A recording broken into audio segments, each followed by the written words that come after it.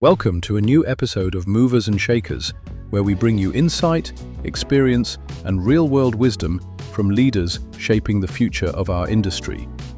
In today's episode, Simon Plumbridge, head of Gaggenau UK and Ireland, joins us to share his remarkable journey into the KBB marketplace. From finding his way into the sector by chance, to building a career rooted in product mastery, training, and strategic growth.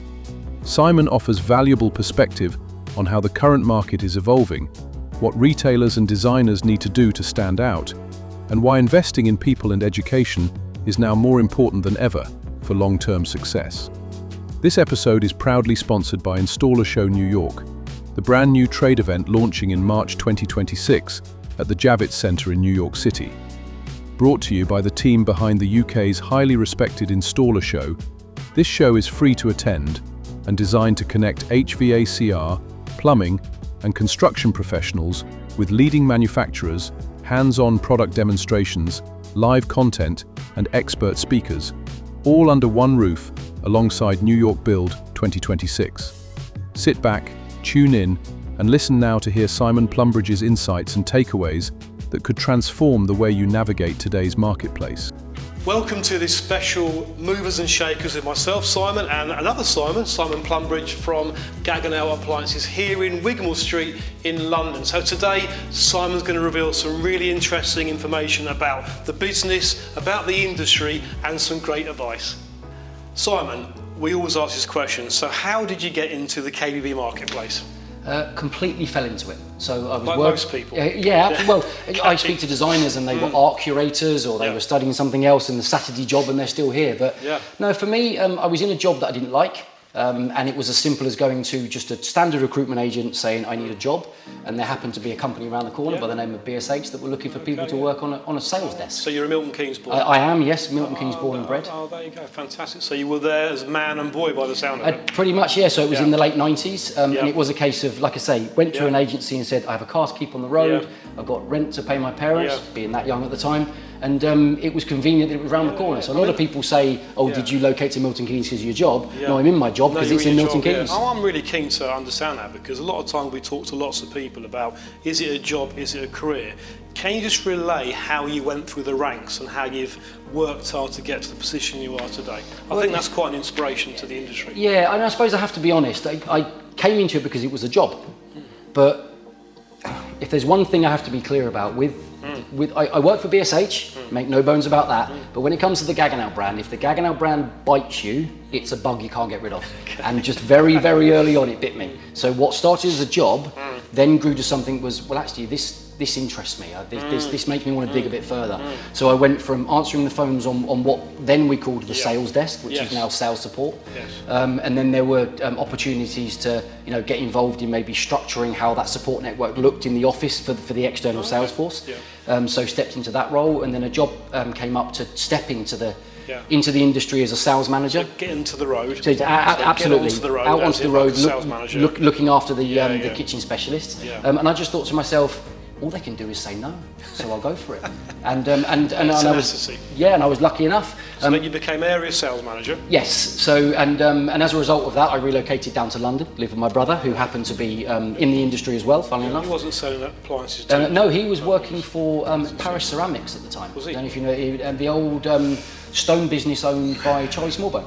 Okay. So he knew Charlie quite well. This is worktops? Well, more limestone flooring. Oh, limestone flooring. And then it was, and I think it was then rebranded to Smallbone Stone, which then went more in kitchen specific. So he was doing that? Yes, he was doing that, so I moved down with him just at the bottom of the New Kings Road. Did that for 2-3 years, living with him, and then kind of said to myself, I'm at a point now where I need to grow up, so I thought I need to buy a house, start that serious point of adulthood. So then relocated back to Milton Keynes, where I'm obviously buying a property in just the bottom of the Kings Road. So you were area sales manager, then you went to... And then, well, what happened, it was a strange one. We had a member of the Gaggenau staff on training that had an illness, unfortunately, so she couldn't travel. And there was an opportunity to say, right, can you go to the factory for what they called the train the trainer courses. They said, you're our product geek in the sales force. And they said, so we need someone to go and learn these new products, so would you mind going? I went, absolutely. So I went, and that was when I just literally was like, wow, this is a different world. To actually, not just to be shown why it does what it does, but how it does it, the decisions we make, why we get there. Yeah. So I then decided that This is feelings about how you talk to the customer about what they're absolutely. looking for, what their needs are, and I realised giving them a solution. And I realised that this was the reason I was doing what I was doing. It was the products. Right. So then, as the brand was expanding, it was growing and growing, and the need for a specific product category manager. Because historically, when the brand was at a smaller level, product was handled by the marketing manager. Right. It was just So part you of the wanted to responsibility. specialise. So they basically said, well, actually, why don't we create a new role, which is product and training? Right. Okay. So and I thought to myself, well, that's just me, and that was just you, perfect. yeah. That was perfect for me. So I moved off the road into the office, and then was in charge of category management and training. Okay. So was doing that up until end of last year. End of last year. Yeah, So this so- is quite a recent change Yeah, to be doing your. So your new title is Is effectively channel director for director. Gaggenau UK and Ireland, Okay. or head of. So you are the absolute right person to be talking to about training education in this industry because you're passionate about it yourself. I think so. I say this. I say this a lot, and I've spent Amazing. a lot of time with some of the interns and the graduates that we have within BSH. Because don't let anybody tell you that BSH has a glass ceiling. Right. You know, we're a huge organisation. People think that everyone's got their pigeonholes. Absolutely not. If you put yourself in the right place and you show what you're capable of, BSH will recognise the talent. 100%. Absolutely fantastic. So we'll come back on to training shortly. So let's talk about today's marketplace. Yes. How do you personally see the state of the market, and what should retailers be doing now to be even better? Well, the market at the moment it's tough. I think it's been tougher, but it's also been a lot easier. So Because you're obviously top end, high end, aren't you? we are, but there's often a misconception that, well, if you sit outside of those price discussions, you're never affected by it. But absolutely not. The reason our customers, I think, continue to manage their wealth is because they're very, very intelligent with how they spend their money. So when times come around, when you've got currency fluctuations, geopolitical situations, it's not that they don't have their money, they just become very, very selective with where they spend it. Yeah. So I think in the good times, they're buying the new cars, they're buying the new homes, Yeah. they're buying the new kitchens, they're taking their holidays. When things get a little bit tougher, they're still doing those things, but not all of them at the same time. So let me we're ask fighting you- for share of wallet. Yeah, so fighting for share of wallet. Let me ask you, so in that given situation, if one of your salespeople goes into an outlet, Yep. I guess the part of the strategy could be we need to up the ante on training and enthusiasm for the brand Yep. to make absolutely sure when they are spending that all important money, Yep. they choose you. We've got some quite strict criteria, but it's strict for a reason, and you know, pardon the phrase, it's unapologetically strict. Because it's making sure that the brand is perceived by the consumer in the right way, and the consumer receives the experience they expect when they purchase a luxury product. So, which is it's a bit of an anomaly. We're not a commodity purchase as a brand. So people are buying into the Gaggenau brand because it says something about them. Yeah. But they expect a level of service. So things that we expect from our retailers are certain things like the certain level of training, the displays they have, which means when a customer comes in, it becomes an easy choice to choose. Yeah, absolutely. So is there like how do you invest in your people? How do you train your people to be very good at what they do and have a proper agenda where they're adding value to that actual retailer call? It's indoctrinate them. Is it? Pretty much, we dip them in Gaggenau, and it's interesting. Is there a process? I wouldn't say so. I would say I think when you learn about the Gaggenau brand, how we do things, the processes we follow, the materials we use, the production processes that we use, it's almost hard for people not to buy into that. So you take people to our factory, and one of the strange things is you're surrounded by people. Yeah.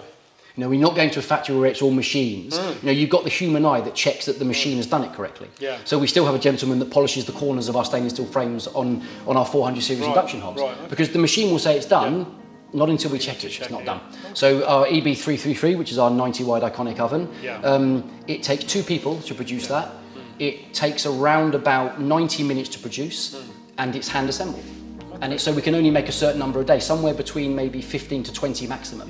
We don't change that process if our demand So grows. all those take human skills, don't they? 100%. There is still an element of artisan and craftsmanship in our production. I'm really keen to understand, like over your 25 years with BSH Group, Simon, you know, have BSH in the past taken on apprenticeships? Have they taken on people, graduates from university? Yep.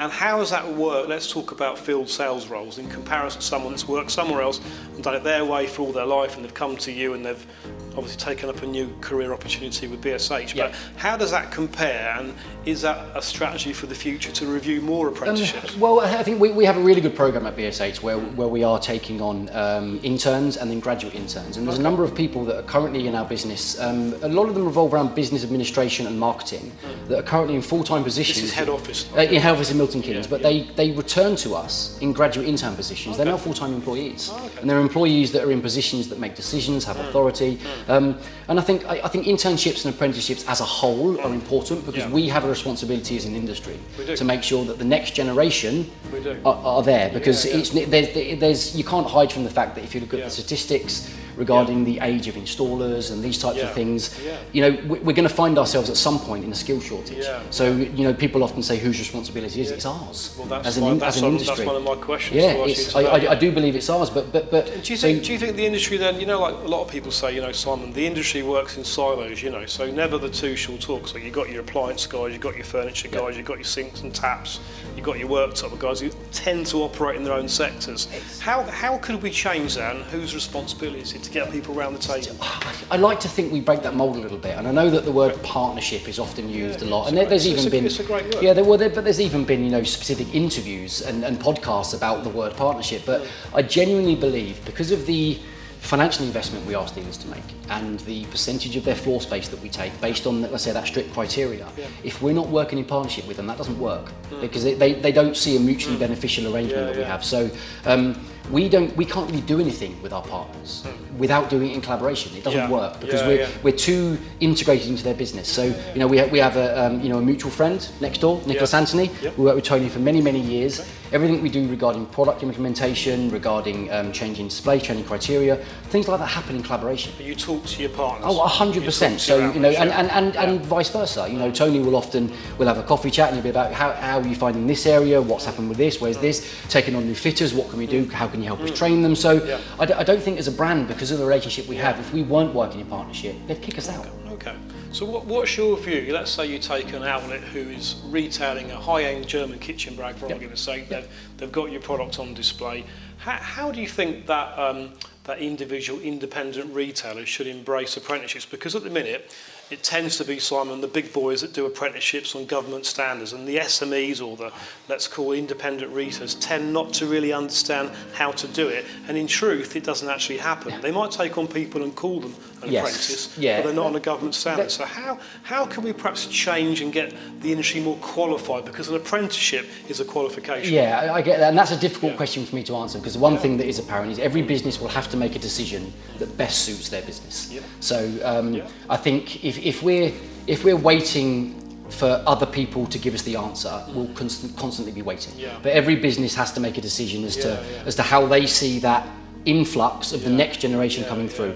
Whether it's apprenticeships, whether it's internships, whether it's just going out making associations with local colleges or design schools, but I don't have the answer for what the SMEs should do. Every business will make their own decisions. So I just think as an industry, we can't rely on somebody else to do it for us. So we have to make decisions that best suit our own business. So you've got the kitchen design qualification potential for the industry, but equally there's the installation side, which is massive. So I'm a kitchen guy by experience, really, a little bit of appliances in the early days. But is there a separation between commissioning, fitting appliances to fitting a kitchen, or is it the same thing? And how does BSH encourage the industry to think about hiring more installer apprenticeships? Oh, I see that I can't really answer, because that's not it's not our responsibility to push the retailers to offer any type of apprenticeship. That has to be their decision. But what I would say in terms of educating the market, we offer so obviously appliance training for designers. That's interesting. So this is about people who are kitchen planners, designers, salespeople. So come and be trained on the product. Come and be trained on the product. But we also have, for example, on the more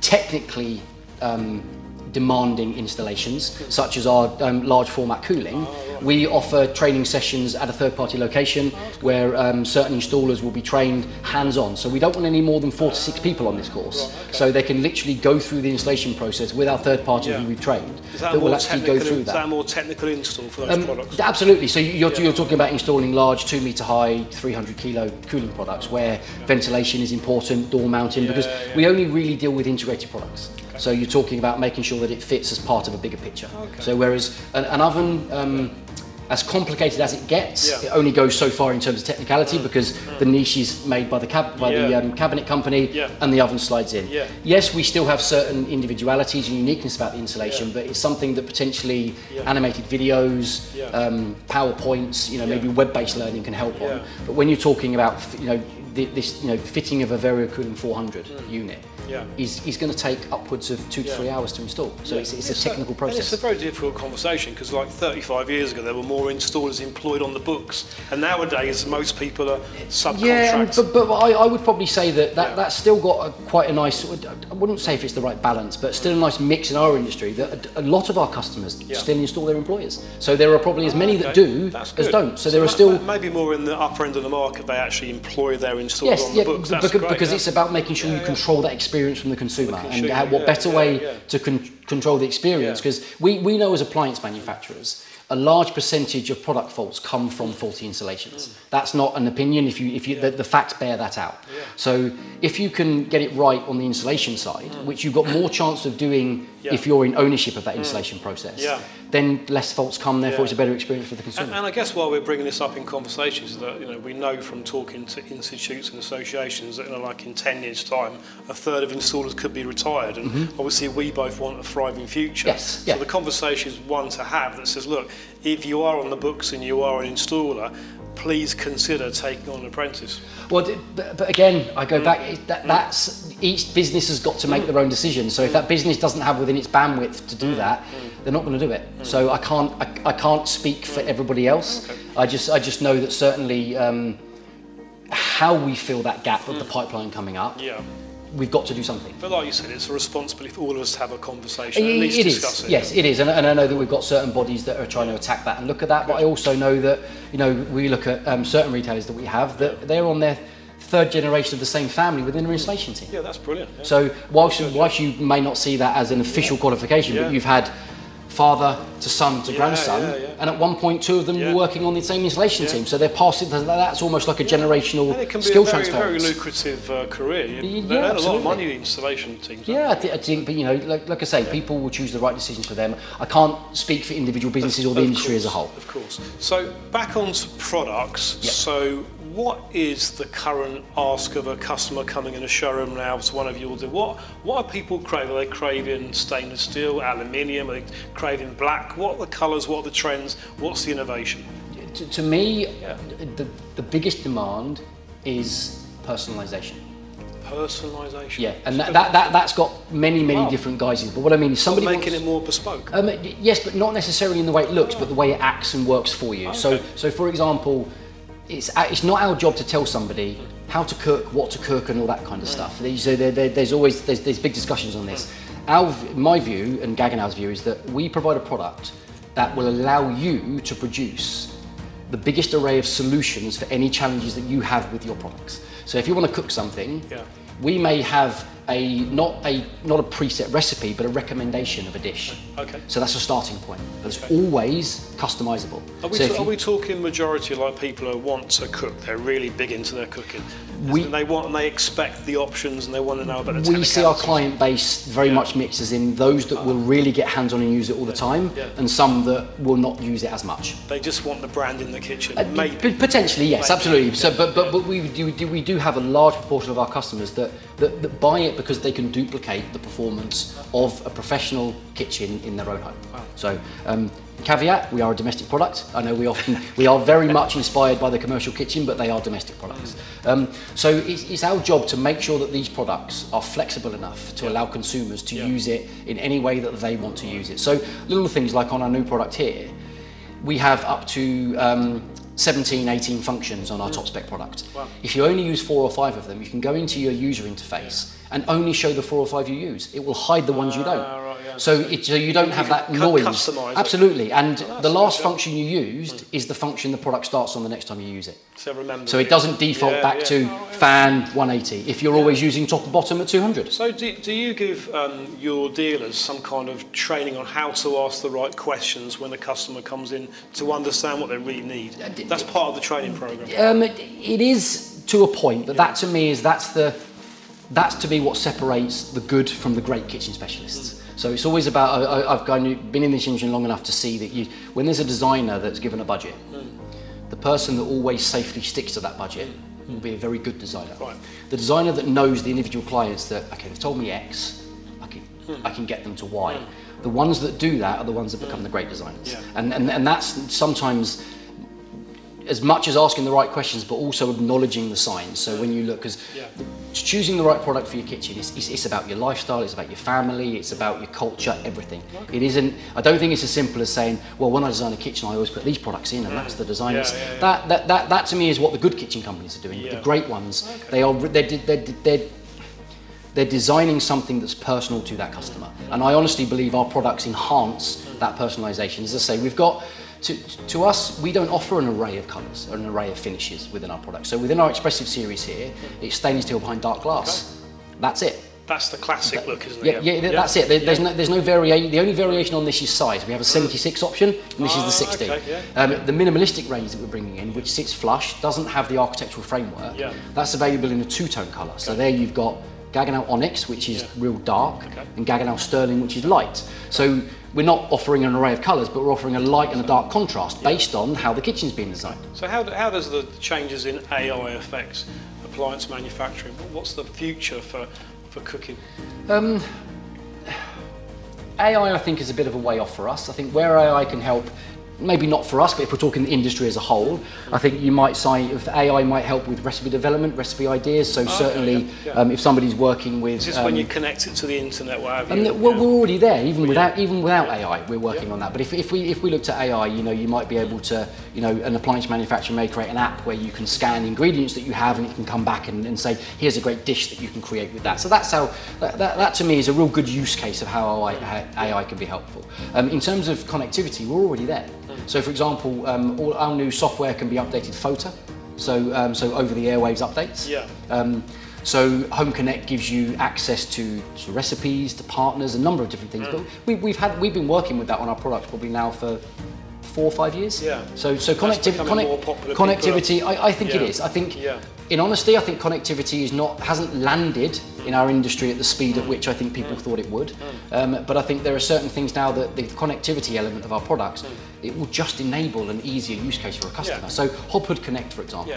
So you have connectivity, you connect your hob to your hood. So the moment you turn your hob on, your hood will start. So it's automatic. And if you've got it, and with our products, if you're working with your automatic ventilation, you don't even have to put your setting on there. So your ventilation levels will adapt based on air density.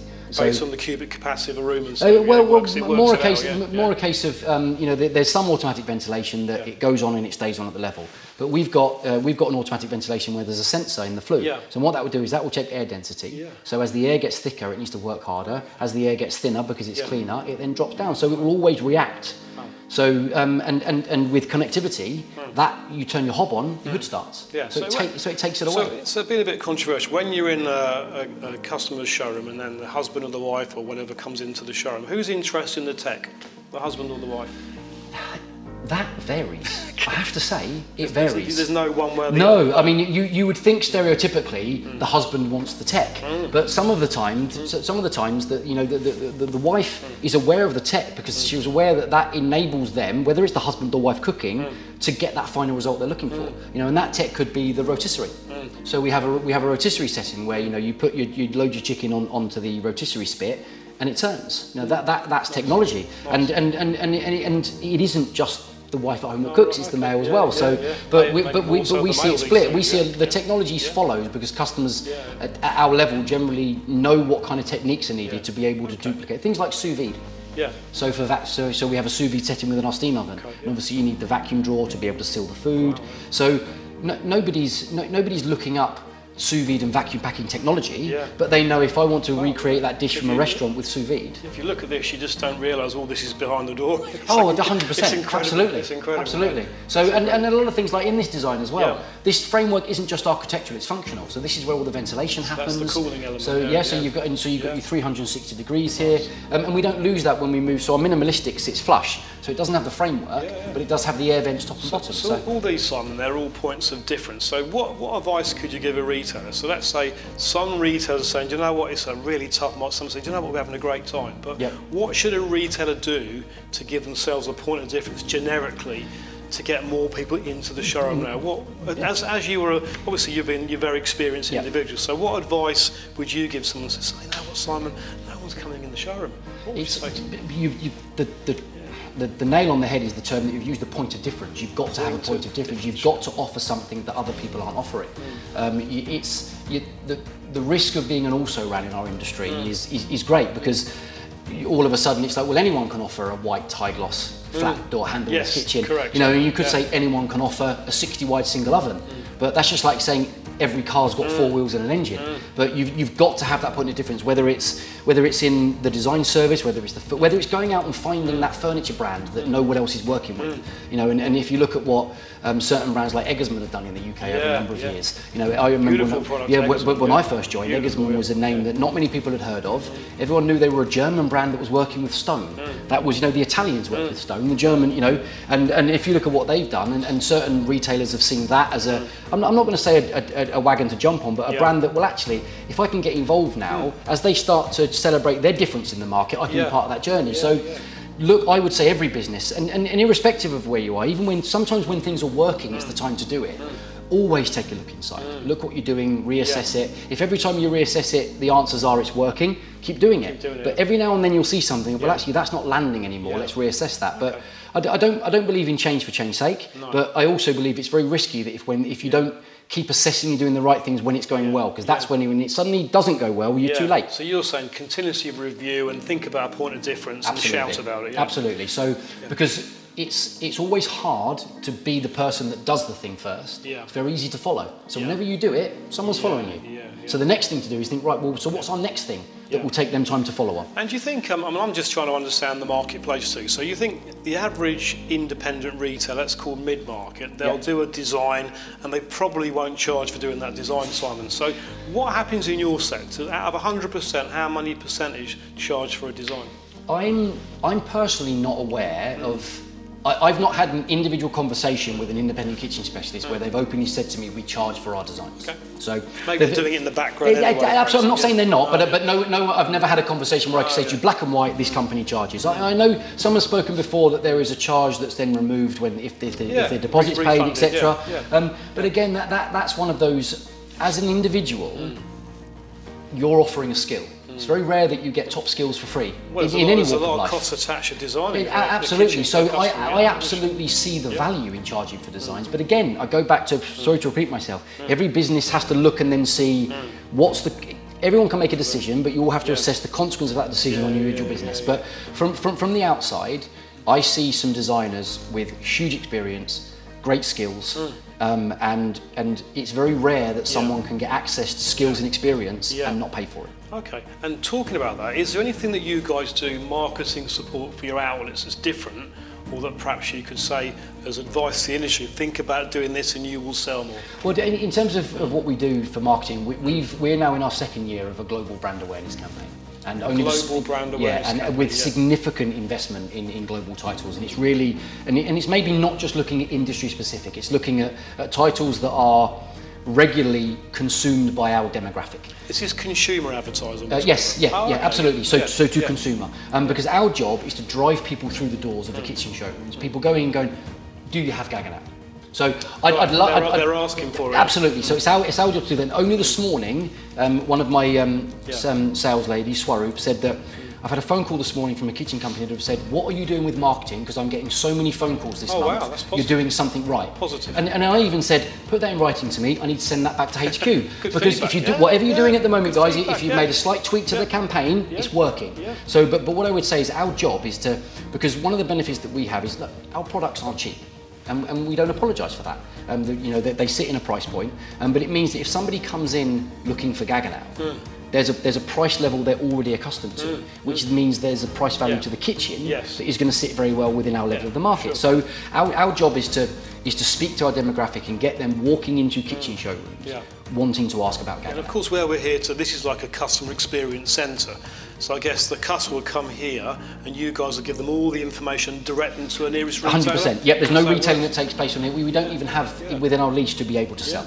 So this is an extension to the kitchen showroom. And can an independent retailer who's a customer of yours come here and utilise the facility for a sales meeting? 100%. And we have a sales meeting here that is booked at the end of the year for one of our retailers. It's asked for downstairs. That's nice, The challenge we have with the current location purely is size. So as you can see here, if we utilise downstairs, we are slightly cutting off the operation of the location. Hence our move to Portman Square next year. So it gives us the ability to still offer that to our customers without having to then compromise our daily operations. So because this showroom we opened in 2005, and I'm lucky enough to be part of the brand when we did that, and it's been phenomenal. It's been amazing. And that's also really marketing support for your dealers, isn't it? It is. I've always said this is the biggest marketing investment that we make. Absolutely. And it takes a big chunk of our marketing funds. And it's training carried out here yes, too? absolutely. Yeah. So what's the format of the training? How does it work? Format is a day's training, so they come down and it will be mix of theoretical and practical. So there will be a lot of hands-on experience. So part of the training of the dealers getting hands-on with the product, working with it, understand. So you've got live models here too. Are these live models? These are everything we've got downstairs here is live and working. Nice. Yeah. So effectively downstairs we've got some products upstairs that can be live and working if they need to be. But downstairs everything is live and working. So you'll see here that the products that we have here are used 2 to 3 times a week extensively. Brilliant. Fantastic. Last couple of questions, Simon. So that's really interesting so far. So, if you were to relay an amusing story from your career that we can all learn from, what would it be? I'm not sure if you can learn from it, but I have a very strange allergy. I'm allergic to alcohol. So my amusing story would be if you're in Milan at the furniture fair, don't have a tiramisu. Because you'll be off work for a week with alcohol poisoning. Good grief. That's incredible. So not necessarily to learn from it, but that's my amusing story. But then people should never assume that's the learn, isn't it? Yeah, absolutely. So I thought tiramisu will be fine. Yeah. So that's really that's an unusual situation, isn't it? Yeah. Probably good for the health, though, to be fair. Well, yeah. Unfortunately, a pint of Coke in a pub is as much as a beer, so I don't save any money. Wow. There's a brilliant. I understand. There's a brilliant alcohol-free Guinness that's available. It's very nice. I'd have to say certainly, but I like Peroni and Via Moretti. You prefer the lighter stuff. There you go. And then the last question really is, it's like a bit of fun. This is like, so let's say me and you are going to go through another conversation. All about apprenticeships, Simon. Me and you. We'll talk about that. So will we go for an Italian, Chinese, pub food, Indian? What would you like? What's your tipple? No alcohol, of course. No. I take you to a place called Anglo-Thai. So slightly out of that. I love Thai food. So it's just opened up up in Marylebone. Out of this world. So it's more contemporary Thai, is it? It's a chef that is English born, whose father's from Hong Kong, mother's from England, and he's taken it's Thai food, but all English ingredients. It's phenomenal. Oh wow! It's phenomenal. It's a twist. Yeah. Good. So I wouldn't go to any of those. I'll take you to Anglo-Thai. That sounds good. Simon Plumbridge, thank you very much. Cheers, Simon. Thank you. Thank you for watching this special edition of Movers and Shakers with Simon Plumbridge. And if you'd like to follow us, hit the bell icon and you will get notifications of future films. And we absolutely love your comments, so please leave your comments. Thank you for watching.